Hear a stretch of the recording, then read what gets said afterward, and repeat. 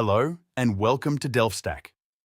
In this video, I will show you how to create a QR code in Canva using a simple step-by-step method.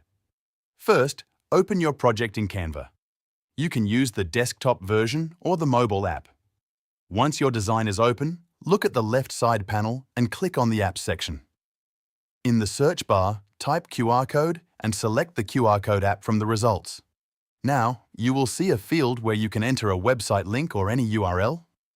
Paste the link you want your QR code to point to. After that, click on the Generate Code button. Canva will instantly create a QR code and place it on your design. Next, click on the QR code to adjust it. You can resize it by dragging the corners and move it anywhere on your layout so it fits well with your design. Once everything looks good, go to the top right corner and click on Share, then choose Download. Select your preferred file format such as PNG, JPG or PDF and save your design. Thanks for watching.